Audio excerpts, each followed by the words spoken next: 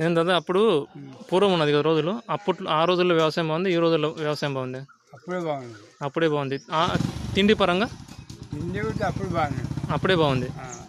ఇంకా అది ఒకటి బాగానే ఉంది అన్నావు. ఇప్పుడు ఎద్దులతో వ్యవసాయం చేస్తే బాగుంది, ట్రాక్టర్తో వ్యవసాయం చేస్తే బాగుంది? నేల భాగంగా మనం పక్కన పెట్టు, కష్టం లేకుండా. ఇప్పుడు ఎద్దులు దొక్కితే బాగుంది నేల, ట్రాక్టర్ దొక్కితే బాగుంటుంది? ఎప్పటికైనా ఎద్దులు దొరికితేనే బాగుంటుంది. ఎద్దులతోనే అదైతే పేడ ఎన్ని ఉంటాయి, మళ్ళీ ఎరువులు దొరకవచ్చు. ఈ ట్రాక్టర్ అయితే ఎరువులు ఉండదు, ఏముండదు, అంతే కదా. ఇంకా ఈ ట్రాక్టర్ తయారు చేయడానికి వెనకాల ఎంతోమంది వేల మంది పనిచేస్తుంటారు. అది ఎద్దు వెనకాల ఉంది, ఒక్కరే కదా ఉండేది.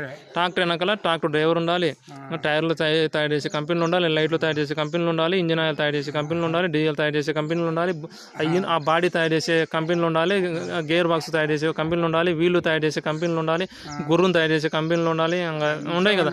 మళ్ళీ వాటిని భూమిలోంచి తొక్కడానికి జేసీబీలు ఉండాలి, మొత్తం ఆయించి మోసుకొచ్చే లారీలు ఉండాలి. ఇదంతా తతంగం ఉంటుంది. వీటిని నడపడానికి ఒక రాజధాని కావాలి. అంతే, ఆ రాజధాని నిర్మించడానికి 33,000 ఎకరాలు కావాలి. ఆ 33,000 ఎకరాల్లో ఒక పనికి మళ్ళీ సన్నాసులు, ఐఏఎస్ అధికారులు, ఐపీఎస్ అధికారులు అక్కడ నుంచి జనాలను భయపెడుతూ గ్రామాల భూములన్నింటిని కబ్జా చేయాలి. కబ్జా చేస్తే వాళ్ళ అరాచక వ్యవస్థలన్నింటిని ముందుకు నడపాలి, అంతే కదా. వాళ్ళ అరాచక వ్యవస్థలు ముందుకు నడవాలంటే చట్టాలు, శాసనాలు, ఆ చట్టాలు, శాసనాలను అమలు చేయడానికి ఒక ఐఏఎస్లు, ఐపీఎస్లు అధికారులు పెడతారు.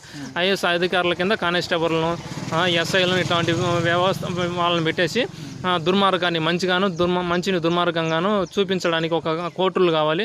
ఆ కోర్టును నడపడానికి పెద్ద బిల్డింగ్ అప్టేరు దిబ్బ కావాలి. ఆ దిబ్బలో నల్ల కోటు, తెల్ల సూటు బూటు కోట్ వేసుకున్న లాయర్లు కావాలి. ఆ లాయర్లు నడిపే జడ్జి కావాలి. ఆ జడ్జీలు నడపడానికి ఒక యూనివర్సిటీ కావాలి. ఆ యూనివర్సిటీని, ఈ యూనివర్సిటీని, ఆ యూనివర్సిటీని నడపడానికి ఒక టెక్నాలజీ కావాలి. ఈ టెక్నాలజీ నడపడానికి పెద్ద గవర్నమెంట్ కావాలి. ఆ గవర్నమెంట్ను చెప్పు చేతల్లో ఒక మళ్ళీ ప్రైవేట్ మాఫియా శక్తులు ఉంటాయి. అంటే వీడు ప్రభుత్వం డబ్బులు శీతు కాగితాలు అన్నిటిని ప్రింటింగ్ చేస్తుంటుంది, ఆన్లైన్ ద్వారా డబ్బులు పంపిణీ చేస్తుంటుంది, జనాలు కుదులుతుంది. ఆ జనాలు కుదిలిన డబ్బులన్నీ మళ్ళీ పెద్ద పెద్ద కంపెనీలకి వెళ్ళిపోతుంటాయి. ఆ డబ్బులన్నీ మూటలు కట్టుకొని, మళ్ళీ ఆ మూటలు కట్టుకున్న కంపెనీలు ఏం చేస్తాయి, రైతుల భూములు, ఆ భూములు, ఈ భూములు లేకుండా మొత్తం భూములను కనపడ్డట్టుగా రిజిస్టర్ చేసుకొని మొత్తం వాటిని ప్లాట్లు మారుస్తుంది. ఏది పెద్ద పెద్ద కాలనీలు కట్టుకుంటా రోడ్ల వెంట అవి కడుతుండ్రు కదా, ఏమంటారు స్వర్గసీమ, అట్లా పేర్లు, రకరకాల పేర్లు పెట్టి ఇప్పుడు అన్ని చోట్ల చూస్తున్నాం. వ్యవసాయ భూములు అన్నిటిను ఫ్లాట్లుగా మారుస్తూ ఉన్నారు కదా. ఇవన్నీ తతంగం అన్నమాట. ఇవన్నీ లేకుండా పూర్వం బాగున్నది, ఇప్పుడు బాగుంది. ఇప్పుడు ఇవన్నీ కట్టుకుంటా మనిషి ఏమైనా శాశ్వతంగా ఇన్ని ఉంటాడా? ఉండడు. ఎవరు ఉండరు. కట్టుకుంటా ఇప్పుడు నువ్వు గడిచిన 70 సంవత్సరాలు ఎన్నిసార్లు ఇల్లు కట్టిండు, ఎన్నిసార్లు పడగొట్టిండు. కొట్టం కట్టిండు, మళ్ళీ అది పడగొట్టిండు, కాల్చిండు, సర్లే మళ్ళీ మిద్దె వచ్చింది, మిద్దెను పడగొట్టిండు, రంగు మిద్దె, అదే మామూలుగా మట్టి మిద్దె కట్టిండు, మట్టి మిద్దెను పడగొట్టి మళ్ళీ స్లాబ్ మిద్దె కట్టిండు. ఆ స్లాబ్ మిద్దె బాగాలేదని మళ్ళీ రంగుల మిద్దె కట్టిండు, రంగుల మిద్దె బాగాలేదని మళ్ళీ ఇప్పుడు అద్దాల మేడ కడుతున్నాడు, అంతే కదా. మళ్ళీ అది కూడా నచ్చకపోతే ఇంకోటి కడతాడు.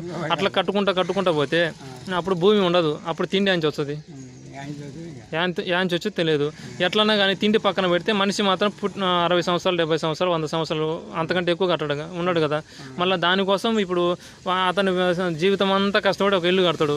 ఆ ఇల్లు ఆయనతోనే అది పడిపోద్ది. ఈయన 100 ఏళ్ళు ఉంటే అది ఇల్లు కూడా ఉండేది 100 ఏళ్ళు. ఇప్పుడు తారు రోడ్డు వేస్తాడు, 5 సంవత్సరాలు దాని జీవితం, 5 సంవత్సరాలకు మళ్ళీ వేయాలి. దాన్ని మళ్ళీ వేయాలంటే కొండలు తవ్వుతూ ఉండాలి. కొండలు తవ్వి అక్కడ గ్రానైటర్ కానీ ఇంకొక రాయి కానీ అయిపోద్దా లేదా? అయిపోయిన తర్వాత అప్పుడు ఆ తర్వాత రోడ్డు ఎట్ట వస్తుంది చెప్పు ఒకటి. ఇప్పుడు ఆ కొండలన్నీ తరిగిపోతాయి, అప్పుడు తార్ రోడ్డు ఎట్టేస్తాడు? దానికి ప్రత్యేక ఏదో ఇప్పుడే కనిపెట్టవచ్చు కదా. ఇంకా తర్వాత శేలకు వచ్చేటప్పటికి అప్పుడు 100 సంవత్సరాల కింద బావిలు దిగిండ్రు, బోర్లు వచ్చినాయి, మళ్ళీ ఆ బావిలు బూడిచేసిండ్రు, మళ్ళీ ఈ బోర్లు నీళ్లు రావట్లేదు, మళ్ళీ ఇంకొక దానికోసం ఏమి ఎత్తుకులాడుతుండ్రు డ్యాములు. మళ్ళీ డ్యాములు ఏం చేస్తాడు, చెరువులు తవ్విస్తాడు, అవి తవ్విస్తున్నాడు కదా. ఇప్పుడు ఇప్పుడు ఈ చెరువులు అయ్యి వస్తాయి, ఇంకా చేనుకి ఒక కాలువ వస్తుంది, పిల్ల కాలువ. అప్పుడు బోర్లతో అవసరం రాదు కదా. అప్పుడు మళ్ళీ బోర్లు పూడ్చేస్తాడు. అదేదో ముందే చేయొచ్చు కదా. బావి తవ్వడం ఎందుకు, ఈ బోర్లు వేయడం ఎందుకు, మళ్ళీ ఈ డ్యాములు కట్టడం ఎందుకు? మళ్ళీ డ్యాములు కట్టిన తర్వాత ఇంకోటి అంటాడు, ఇంకా ఆకాశంలోనే నీళ్లు వర్షం కురిపిస్తూ ఉంటాడు. ఇంకా ఏం డ్యాములతో అవసరం లేదు, ఇంకోటి అవసరం లేదు, ఇంకా ఆకాశంలో ఉన్న నీటి అభివృద్ధిని తీసుకొచ్చి వర్షం కురిపిస్తాం, మొక్కలకు నీటిని అందుబాటు కల్పిస్తాం అన్నట్లు ఇంకా వేరే ఆలోచన వస్తుంది. అప్పుడు డ్యాములు కట్టడం ఎందుకు, బోరు బాయిలు వేయడం ఎందుకు, బాయిలు తోవడం ఎందుకు, మళ్ళీ వీటిని బూడ్చడం ఎందుకు? అంతే కదా, అది ముందే చేయొచ్చు కదా. ఏ టైంకి ఆ టైం అని కాదు. వాడు ఏంటంటే వాడు మూర్ఖంగా ఎవడు ఒక్కడే ఇదంతా చేస్తున్నాడు. అదేదో జనాలను భయపెట్టకుండా ఇప్పుడు నువ్వు ఇన్ని బాగా నువ్వు ఎన్ని చెబుతున్నావు, పూర్వం అయితే చెప్తావా? తలలు నరికేటోళ్ళని రోడ్ల మీదకు రానిరు. అప్పుడు ఇప్పుడు అనంపల్లి ఒక పండు ముసలాన్ని అడిగితే రోడ్డు మీదకి రావంటే గజగజ వణికేటోళ్ళము, చిన్నప్పుడు తలలు నరికేటోళ్ళు వచ్చిండని చిన్నపిల్లలప్పుడు పిల్లలు రోడ్డు మీదకి ఎక్కాలంటే భయపడతాను అనమాట. ఆ తలలు నరికేటోళ్ళు వచ్చిందని ఆ భయం ఇప్పటికి కూడా ఉంది జనాల్లో. అందుకని నోరు తెరిచి ఒక పనికి మాల ఒక కానిస్టేబుల్, ఆ కానిస్టేబుల్ ఎందుకు మన కోసం ఉన్న వాడిని చూసి కూడా మనం భయపడుతున్నాం. అంటే నిలదీసే పరిస్థితి కూడా లేదు. ఆ విధంగా వాడు భయాన్ని కల్పించింది అనమాట. వాడు ఏంటంటే మూర్ఖంగా వాడి అరాచక విధానంలో ప్రపంచం అంతా వాడు దిద్దుకుంటూ పోతాడు, స్టెప్ బై స్టెప్. అంటే ఒకదాని తర్వాత వాడు చేసుకుంటూ పోతాడు. అదేదో ముందే ఇవన్నీ చేయాలనుకుంటున్నాము, జేసీబీ తేవాలనుకుంటున్నాము, రాజధానులు కట్టాలనుకుంటున్నాము, రోడ్లు కట్టదాం అనుకుంటున్నాము, ఆ తర్వాత ఇవన్నీ కట్టుకుంటూ పోతే భూమి లేకుండా పోయింది, మళ్ళీ ఇవన్నీ తీసేసుకుంటూ రావాలనుకుంటున్నాను. అంటే భూమి అంతా అయిపోద్ది కదా, మళ్ళీ ఇదంతా తీసేసి చెట్లు నాటుకుంటూ వద్దామని అనుకుంటున్నాము. ఇవన్నీ ముందే చెప్పొచ్చు కదా వాడు అక్కడ నుంచి. అది చెప్పడు కదా.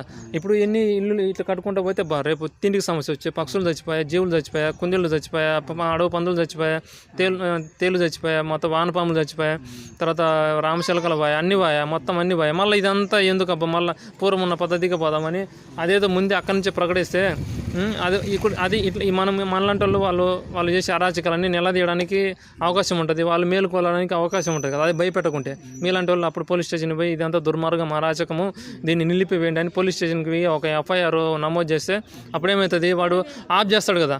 ఆఫ్ చేసినప్పుడు ఇవన్నీ అరాచకాలు జరగవు.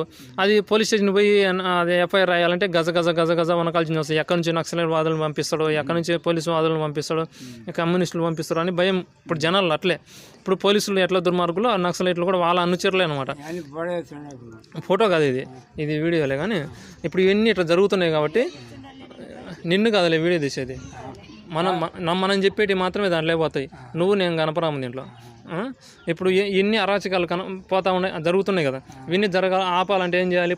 పోలీస్ స్టేషన్ ఎఫ్ఐఆర్ నమోదు చేయాలి. ఎఫ్ఐఆర్ నమోదు చేయాలంటే వాడు తీసుకోడు. ఎందుకంటే వాడు మనల్ని భయపిస్తాడు, మనల్ని భయపెట్టడానికి కానీ వాడిని రక్షించడానికి కాదు, మనం చెప్పేది వినడానికి కాదు. పోలీస్ స్టేషన్లు కానీ అన్ని దుర్మార్గ వ్యవస్థలే. అలాగని పార్టీల పరంగా చూసుకుంటే ఒకటి ఈ పార్టీ ఆ పార్టీ అన్ని దొంగ పార్టీలే. వాళ్ళని అందరిని నడిపేది ఒకడే. నువ్వు కూడా అబ్బా దేశాన్ని ఉద్ధరిద్దామని పోయి అడివి ఏదో చేద్దామని అడిపోయినావు అనుకో, పార్టీ పెట్టినావు అనుకో, నిన్ను కూడా వాడే శాసిస్తాడు అనమాట వెనక నుంచి. నిన్ను బాగా తెలివిగా వాడి ట్రాక్లోకి తీసుకుపోతాడు. అంటే వాళ్ళ ఆలోచనలోకి వెళ్ళిపోతాడు చేసి వాడి పనులన్నీ నీతో చేసుకుంటాడు. నువ్వేంత ఉద్ధరిద్దామని నువ్వు ఆడిపోతే నిన్ను కూడా వాడి పనులే వాడి పనులే చేసుకుంటాడు. ఏది అభివృద్ధి అని. ఏం అభివృద్ధి? ప్లాస్టిక్ చెత్త అభివృద్ధి. మన ఊర్లో నూనెలు తయారైతే కదా, పచ్చళ్ళు తయారు కావా? మన ఊర్లో పూర్వం తయారు చేస్తున్నారా లేదా?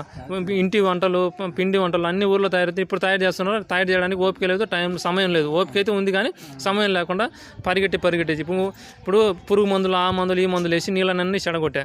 వాటిని శుద్ధి కోసం మళ్ళీ శుద్ధి యంత్రాలు పెట్టా. దీన్ని అభివృద్ధి అంటారా? దీన్ని చిన్న కుటుంబం అంటారా? పనికిమాలిన కుటుంబం. ఏం కుటుంబం? వాడు కాంగ్రెస్ వాడు కనిపెట్టినమాట. చిన్న కుటుంబం, చింతలు లేని కుటుంబం అని మాకు చదువులలో చిన్నప్పుడు చెప్పిండా లేదా? ఇప్పుడు ఇవన్నీ ఇటువంటి పనికిమాల ఎన్ని ఇప్పుడు ఆ నీళ్ళను కలుషితం చేయడం ఎందుకు?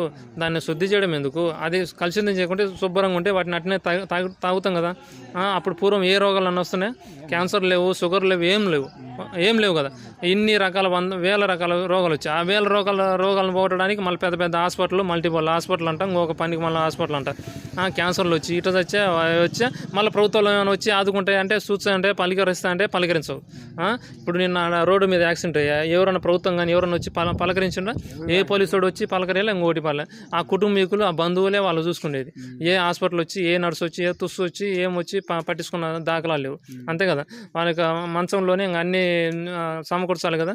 ఇప్పుడు యాక్సిడెంట్ అయ్యా, మంచంలో పడిపోయా, వాళ్ళని ఎవరు చూసుకోవాలి? ప్రభుత్వం వచ్చి ఆ యాక్సిడెంట్లు ఎన్ని చేసేది ప్రభుత్వ పనికి మాలిన విధానాల వల్ల ఇవన్నీ యాక్సిడెంట్లు జరిగేది.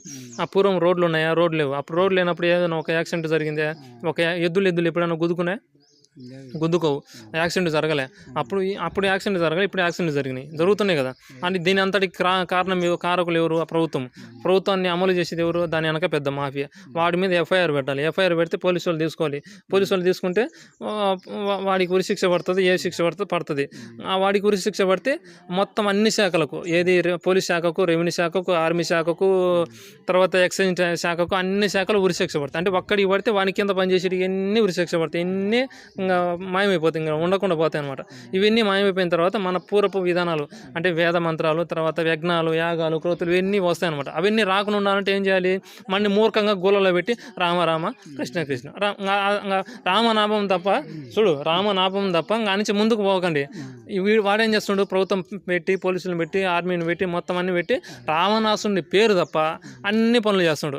మనకేం చెప్తుండు, రామనామం చెప్పిస్తే చాలు అన్నీ అయిపోయినట్టు. వాడేం చేస్తున్నాడు, రావణాసుని పేరు తప్ప అన్ని పనులు ఈ యొక్క యథేస్థిగా మొత్తం బహిరంగ చేస్తున్నాడు. అందరిని బెదిరించి భయపెట్టి గన్నులు తుపాకులు పెట్టి బెదిరించి ఎదిరించే వాడిని చంపడము, లొంగిన వాడిని అంగరానికి ఎక్కే విధంగా megastar, super star, power star అని పేర్లు పెట్టి మొత్తం దేశాన్ని అంతా సర్వనాశనం చేసే విధంగా మొత్తం ఈ విధంగా జరుగుతూ ఉంది. ఆ జరిగేది ఏది, మీలాంటి వాళ్ళు పెద్ద పెద్ద మనుషులు ఎట్లా 70 సంవత్సరాలు 80 సంవత్సరాలు అయినాయి కదా, తెగించి ముందుకు పోరాడే విధంగా మీరు ఉండాలి. కానీ మీరు భయపడుతున్నారు. భయపడడం వల్ల ఇదంతా దుర్మార్గం దూసుకొస్తుంది, అరాచకం రాజ్యం వెళ్తుంది. అర్థమైందే? ఇట్లాంటివన్నీ ఆగాలంటే ఏం చేయాలి, మీలాంటి వాళ్ళు నోరు మెదపాలి, మైకులలో గలం ఇప్పాలి, దండోర వేయాలి. దండోర అంటే మళ్ళీ తప్పెట్టి తెచ్చి టుప్పు టుప్పు టుప్పు అని వాగిచ్చే కాదు. దండోర అంటే మొత్తం అరాచకాన్ని ఆపడానికి మనం అందరం కలుద్దాం, ఐక్యమైద్దాం అని ఇట్లాంటివన్నీ చెప్పాలన్నమాట. అర్థమైందా?